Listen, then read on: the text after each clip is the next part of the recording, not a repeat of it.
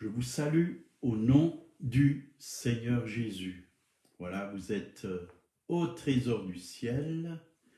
Encore ce matin, on veut écouter ce que le Saint-Esprit a à nous dire, la parole de Dieu, qui est vivante, qui est efficace, qui est vraiment puissante, une parole qui nous libère, qui nous éclaire, oui, qui nous guérit, qui nous encourage.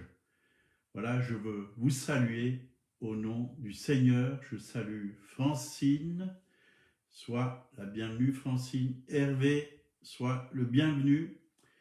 Réjouissons-nous aujourd'hui dans sa sainte présence.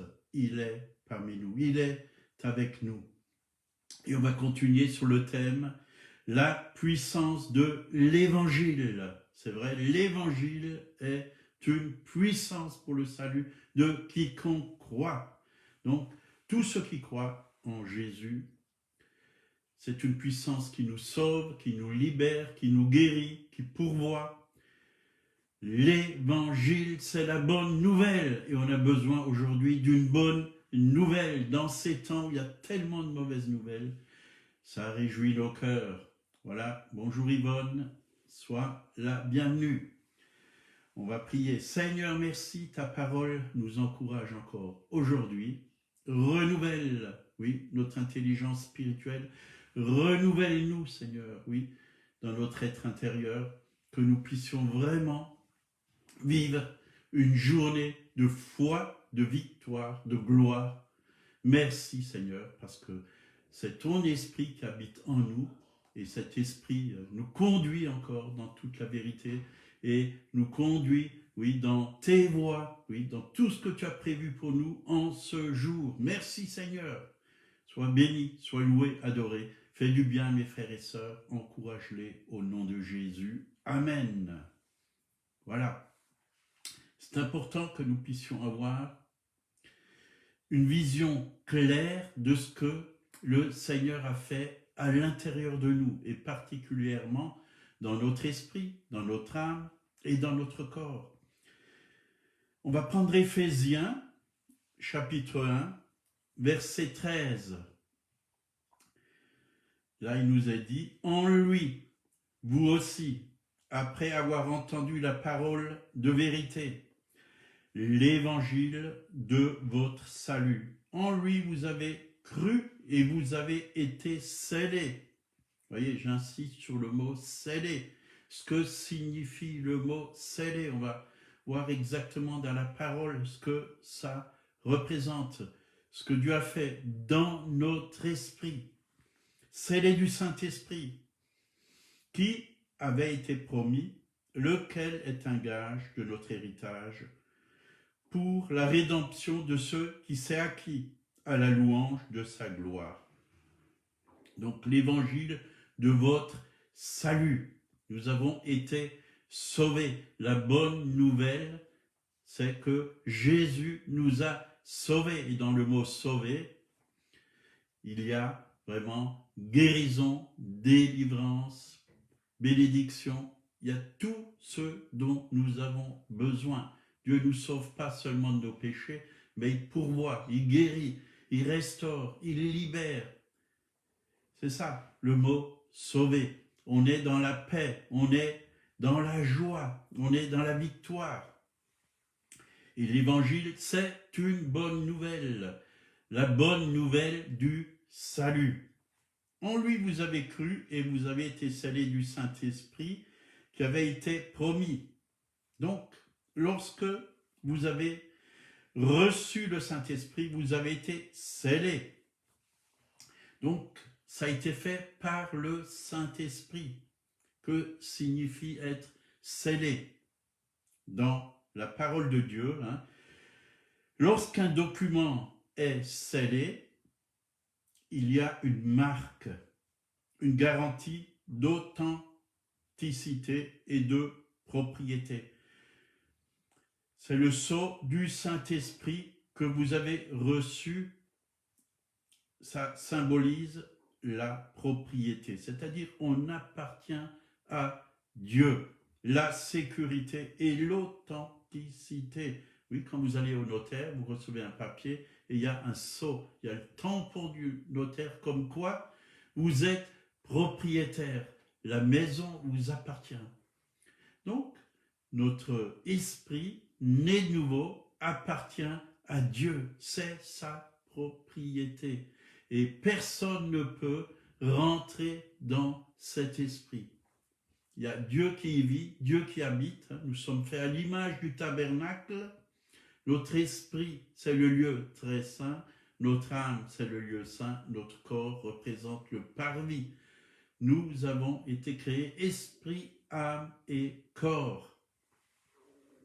Donc l'esprit, c'est le nouveau moi. Donc, c'est qui nous sommes en lui, c'est notre identité, notre réelle personnalité. L'homme est esprit. Ce qui est né de la chair est chair. Ce qui est né de l'esprit est esprit. Avant, oui, on est né de la chair par nos parents, mais maintenant, on est devenu enfant de Dieu, on est né de l'esprit. Oui. Dieu a recréé notre esprit, il a mis son esprit à l'intérieur de nous. Et ça a été scellé par le Saint-Esprit. Satan ne peut pas entrer dans notre esprit. Et quand vous faites des pots de sauce tomate, vous stérilisez ces pots pour que vraiment rien de l'extérieur puisse y rentrer. Pareil pour la confiture, quand vous faites des conserves de confiture, pour sceller les pots, il faut de la paraffine, de la paraffine. Par ce procédé, l'air, les impuretés ne peuvent pas s'infiltrer à l'intérieur des pots. Et c'est ce que Dieu a fait avec notre esprit. Il l'a rendu étanche par le Saint-Esprit dans le but de nous préserver de toute impureté. Par contre, l'âme n'est pas née de nouveau. Il n'y a que l'esprit qui est né de nouveau. Le corps non plus. Il est né de la chair.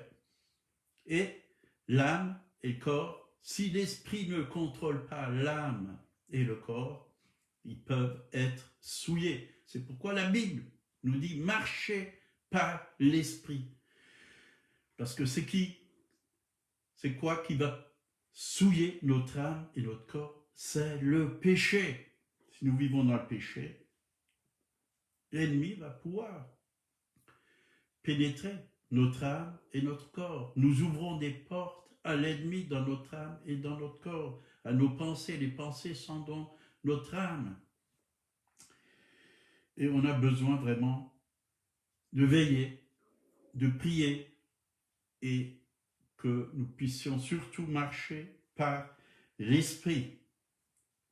Alors on va prendre Éphésiens 4, versets 21 à 24. Mais vous, ce n'est pas ainsi que vous avez appris Christ, si du moins vous l'avez entendu, et si conformément à la vérité qui est en Jésus, c'est en lui que vous avez été instruit à vous dépouiller eu égard de votre vie passée, du vieil homme qui se corrompt par les convoitises trompeuses, et à être renouvelé dans l'esprit de votre intelligence, et à revêtir l'homme nouveau, créé selon Dieu, dans une justice et une sainteté que produit la vérité. Notre rôle pour l'âme, Dieu veut restaurer notre âme. D'ailleurs, David en parlait, il restaure mon âme. On a besoin d'être restauré et être renouvelé dans l'esprit de notre intelligence. La Bible nous encourage dans Romains d'être renouvelé dans l'esprit de notre intelligence. Donc l'âme a besoin d'être restaurée, renouvelée. Proverbe 23, verset 7, là il nous est dit « Il est tel que sont les pensées dans son âme ». Vous voyez, nous sommes, oui, si notre âme est abattue et on a de mauvaises pensées, notre visage, on va être abattu, on va être triste, Mais si dans l'âme il y a la joie, si on laisse le Saint-Esprit diriger notre âme, alors on va avoir cette joie sur notre visage. Je suis ce que je pense, ou ce que je pense détermine ce que je suis. Éphésiens 4, 17 et 18. Voici ce que je déclare dans le Seigneur. Et que vous ne devez plus marcher comme les païens qui marchent selon la vanité de leurs pensées. Vous voyez, nous devons vraiment apprendre à avoir une nouvelle mentalité, la mentalité de Jésus ou du royaume, c'est exactement la même chose. Ils ont l'intelligence obscurcie, ils sont étrangers à la vie de Dieu à cause de l'ignorance qui est en eux, à cause de l'endurcissement de leur cœur. Vous voyez, les païens, ils ne contrôlent pas leurs pensées. Ils ne dominent pas bien souvent leurs pensées. Nous devons vraiment avoir le renouvellement de notre intelligence. Nous devons apprendre à penser comme Dieu pense. Et comment Dieu pense? Toute la parole de Dieu, c'est la pensée de Dieu.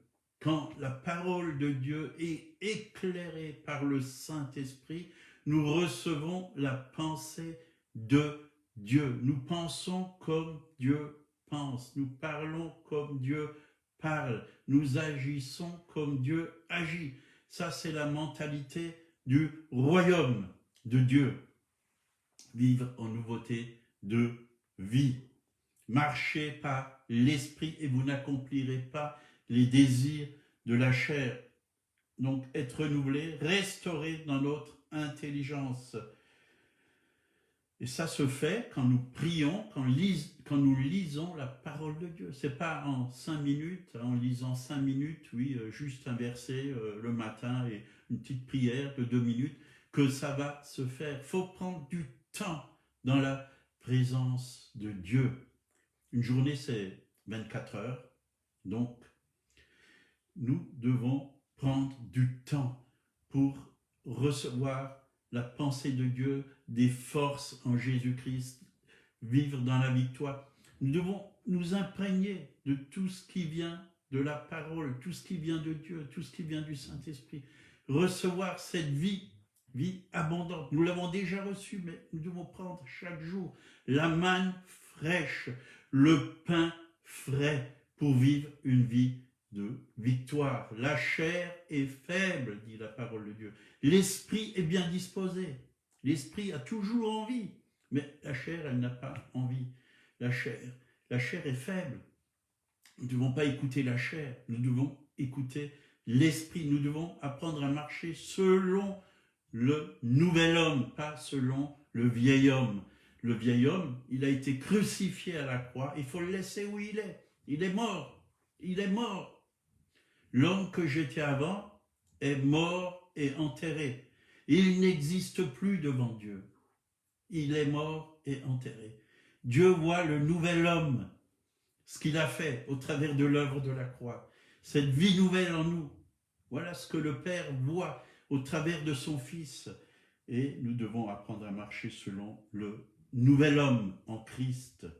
Romains 12, 2, ça nous encourage. Il nous dit, ne vous conformez pas au siècle présent, c'est-à-dire qu'on ne peut pas penser comme les gens de ce monde, ni parler comme les gens de ce monde. Un croyant, quelqu'un qui a accepté Jésus, il faut qu'il enlève le langage de ce monde, tous les gros mots, tous les paroles méchantes, tout ce qui n'est pas la gloire de Dieu. Il doit déposer tout ça au pied du Seigneur et il doit avoir un langage nouveau, pensée nouvelle, des pensées qui bénissent les autres, qui encouragent les autres, qui apportent la vie, pas des malédictions, mais des bénédictions. Les gens ont besoin d'entendre des paroles qui les fortifient, qui les encouragent, qui les font aller de l'avant. pas des paroles qui les rabaissent. Soyez, ne vous conformez pas au siècle présent, mais soyez transformés par le renouvellement de l'intelligence. Transformés, une transformation. Plus le même. Quand on est transformé, on n'est plus le même. Quelque chose s'est passé en nous. Notre mentalité a changé. Nous pensons comme Christ. Et l'apôtre Paul l'a dit, nous avons la pensée de Christ.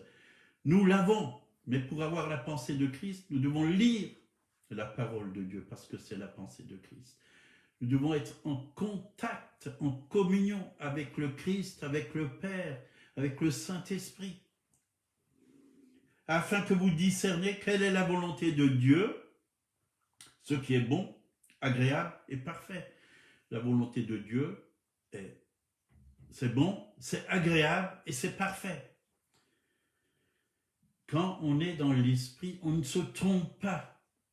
On se trompe quand on vit dans la chair. On fait des choses, on fait des mauvais choix, on fait des choses où on se trompe et voilà, ça nous fait du mal quand on s'est trompé.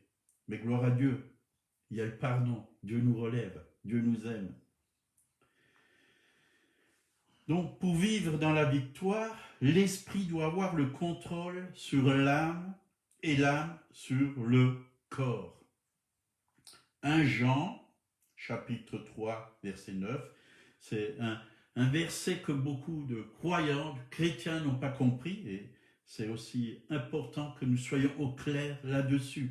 Quiconque est né de Dieu ne commet pas le péché, car la semence de Dieu demeure en lui. Et il ne peut pécher parce qu'il est né de Dieu. Vous voyez, alors on pourrait se dire, mais c'est pas possible. Je pêche. Et bien souvent, je pêche. Pourquoi il y a cette parole? Ça nous parle de notre esprit. L'esprit. Notre esprit est scellé, comme vous l'avez entendu, et l'esprit ne peut pécher. C'est Dieu qui habite dans notre esprit. Mais c'est l'âme et le corps qui pêchent. Et nous devons vraiment comprendre ce que ce passage signifie. Quiconque est né de Dieu ne commet pas le péché parce que l'esprit est né de Dieu. Dans notre esprit, il y a la semence de Dieu, il y a la vie de Dieu et Dieu ne pêche pas. La nouvelle création ne pêche pas parce qu'elle est sainte, elle est pure, elle est parfaite, la nouvelle création. Et ça, c'est l'esprit. L'esprit, c'est l'homme régénéré, le nouveau moi, la nouvelle créature. Elle ne peut pas pécher parce que Dieu ne va pas refaire un homme pour qu'il repêche comme Adam et Ève ont fait. C'est pour ça qu'il nous a recréés. Par contre, l'âme a besoin, comme vous l'avez entendu avant, d'être restaurée, transformée par le renouvellement de l'intelligence. Le corps, il va tomber en poussière, oui, il va mourir, mais le Saint-Esprit veut venir aussi dans le corps et communiquer la vie, communiquer la santé. Si le corps est malade, le Saint-Esprit donnera la vie à votre corps mortel. Il est mortel, mais Dieu donne la vie. Dieu enlève les maladies. Dieu enlève les maladies. Mais pour que ça se réalise, il faut que l'esprit règne sur l'âme et l'âme va communiquer ce qu'il a reçu de l'esprit au corps. Voilà ce que je voulais vous apporter ce matin. Et on va finir par Éphésiens 4, verset 24. Il a été créé selon Dieu dans une justice et une sainteté que produit la vérité. Donc ça, c'est l'homme nouveau, hein, le nouveau moi, régénéré à la nouvelle naissance. Et 1 Jean, chapitre 1, verset 8, c'est aussi important que nous puissions le lire. Si nous disons que nous n'avons pas péché, nous le faisons menteur et sa parole n'est point en nous. Donc ça, c'est l'âme qui n'a pas été encore régénérée, que Dieu veut régénérer. Mais quand Dieu régénère notre âme, nous vivons dans la victoire. Et l'âme, c'est vrai, il y a encore beaucoup de choses que Dieu veut guérir à l'intérieur de nous, dans notre âme. Et si quelqu'un a péché, tout de suite 1 Jean chapitre 2 verset 1, nous avons un avocat auprès du Père, Jésus-Christ le juste. Il est une victime expiatoire pour nos péchés, non seulement pour les nôtres, mais aussi pour ceux du monde entier. Voyez, Dieu ne nous condamne pas, nous avons un avocat, il nous défend. Voilà, il a payé pour nous à la croix de Golgotha. Vous n'avez pas besoin, oui, de toujours être abattu et d'être culpabilisé parce que vous avez fait une faute. Il n'y a plus aucune condamnation pour ceux qui sont en Jésus-Christ. Dieu vous aime et il veut le meilleur pour vous. Il veut restaurer vos âmes, il veut que vous puissiez vivre dans la victoire, dans la gloire de Dieu. Amen. Voilà, on finit là par la prière. Merci pour ta grâce. Merci pour tout ce que tu nous communiques jour après jour. Nous avons besoin vraiment de ta lumière. Nous avons besoin de fonctionner, Seigneur, selon, oui, la façon dont tu nous as créés. Et quand, oui, nous fonctionnons, oui, avec, oui, selon tous les directives que tu nous as données, Seigneur, ça fonctionne bien. C'est comme une voiture quand tout est en place, oui, tout est en place dans le moteur et qu'il y a de l'essence, qu'il y a du courant électrique. Alors, elle peut rouler. Et nous aussi, Seigneur, nous pouvons aller de l'avant pour ta gloire et pour ton honneur. Amen. Soyez bénis, passez une bonne journée. Si quelqu'un ne connaît pas Jésus, il est le Christ, oui, celui qui est venu pour sauver les hommes de leurs péchés et bien plus encore. Il a versé son sang pour vous pardonner, pour vous laver de tous vos fautes et pour vous donner une vie nouvelle, un cœur nouveau. Il est le créateur du ciel et de la terre. Il désire vraiment, oui, vous attirer à lui, simplement si vous voulez connaître ce Sauveur merveilleux, ce Seigneur plein d'amour, de compassion. Ouvrez-lui tout simplement votre cœur et invitez-le à venir. Ouvrez la porte de votre cœur. Dites-lui, je ne te connais pas, j'aimerais te connaître. Viens dans ma vie, viens dans mon cœur. Et il va vraiment vous donner sa lumière. Il va vous montrer avant tout son immense amour qu'il a pour vous et qu'il désire le meilleur. Que Dieu vous bénisse. Passez une bonne journée. Demain, on continue. Toujours sur le même thème. À bientôt.